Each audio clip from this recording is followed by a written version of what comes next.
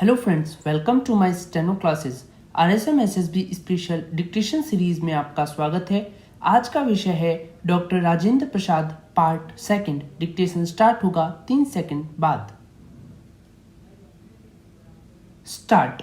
वर्ष 1914 में बिहार और बंगाल में आई बाढ़ में उन्होंने काफी बढ़ चढ़कर सेवा कार्य किया।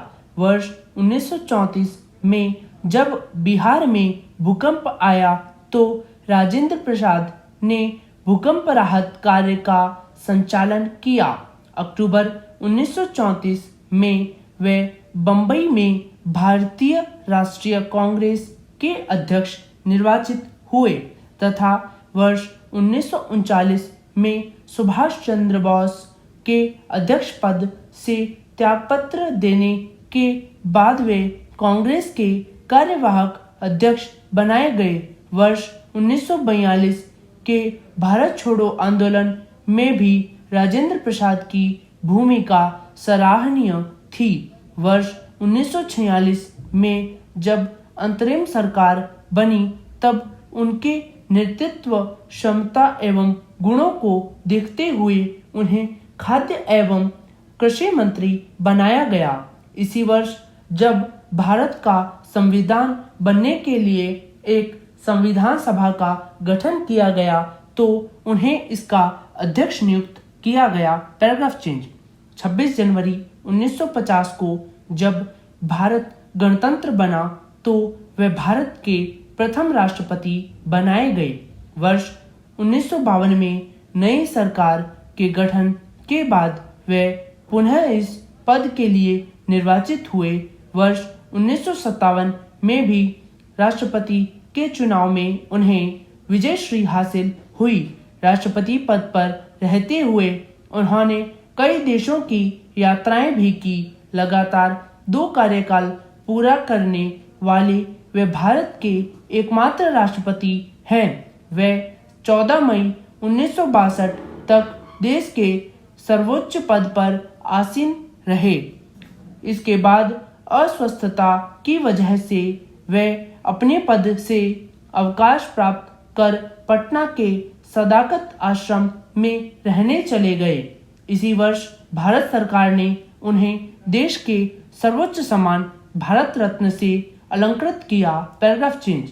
राजेंद्र प्रसाद आजीवन गांधी जी के विचारों का पालन करते रहे, किंतु जब वर्ष 1962 में चीन ने भारत पर आक्रमण किया तो अस्वस्थ होते हुए भी वे जनता का स्वाभिमान जगाने को उतावले हो गए और रोग शैया छोड़कर पटना के गांधी मैदान में ओजस्वी भाषण देते हुए उन्होंने कहा, अहिंसा हो या हिंसा, चीनी आक्रमण का सामना हमें करना है।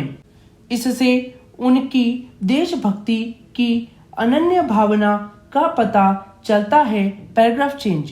डॉक्टर राजेंद्र प्रसाद ने अपनी आत्मकथा के अतिरिक्त कई पुस्तकें भी लिखी, जिनमें बापू के कदमों में 1954, इंडिया डिवाइडेड 1946, सत्याग्रह एक्ट चंपारण 1922, गांधी जी की देन, भारतीय संस्कृति व खादी का अर्थशास्त्र, महात्मा गांधी एंड बिहार इत्यादि उल्लेखनीय है। Paragraph change. यद्यपि राजेंद्र बाबू की पढ़ाई फारसी और उर्दू में हुई, तथापि बीए में उन्होंने हिंदी ही ली।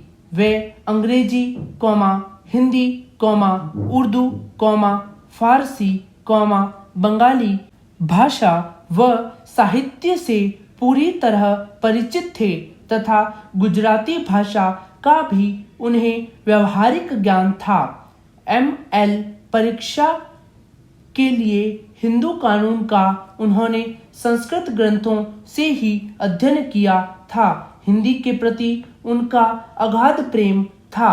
हिंदी पत्र पत्रिकाओं जैसे भारत मित्र, भारतोदय, कमला आदि में उनके लेख छपते थे, जो सुरुचिपूर्ण तथा प्रभावकारी होते थे। उन्होंने हिंदी के देश और अंग्रेजी के पटना लॉ वीकली समाचार पत्र का संपादन भी किया। वर्ष 1926 में वे बिहार प्रदेशीय हिंदी साहित्य सम्मेलन तथा 1927 में उत्तर प्रदेश हिंदी साहित्य सम्मेलन के सभापति थे। वे राष्ट्रभाषा हिंदी के विकास एवं प्रसार के लिए सदा प्रयत्नशील रहे तथा इस कार्य के लिए वे अखिल भारतीय हिंदी साहित्य सम्मेलन के साथ आजीवन जुड़े रहे। Paragraph change. राष्ट्रपति भवन के वैभवपूर्ण वातावरण में रहते हुए भी डॉक्टर राजेंद्र प्रसाद ने अपनी सादगी एवं पवित्रता को कभी भंग नहीं होने दिया। सरोजिनी नायडू ने उनके बारे में लिखा था, उनकी असाधारण प्रतिभा, उनके स्वभाव का अनोखा माधुर्य, उनके चरित्र की विशालता और अति त्याग के गुण ने शायद उन्हें हमारे सभी नेताओं से अधिक व्यापक और व्यक्तिगत रूप से प्रिय बना दिया है। गांधी जी के निकटतम शिष्यों में उनका वही स्थान है जो ईसा मसीह के निकट सेंट जॉन का था। Paragraph change. अपने जीवन के आखिरी महीने बिताने के लिए उन्होंने पटना के निकट सदाकत आश्रम चुना।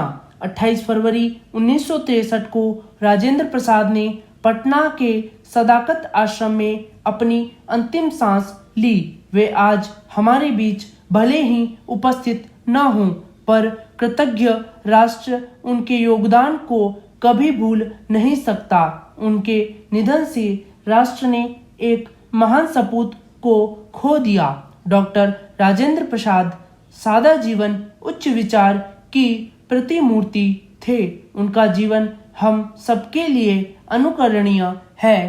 पूर्ण विराम। फ्रेंड्स, आज का डिक्टेशन कैसा लगा कमेंट करें और ऐसे ही डिक्टेशन पाने के लिए हमारे चैनल को सब्सक्राइब करें, बेल आइकन प्रेस करें, वीडियो को लाइक करें, शेयर करें। धन्यवाद।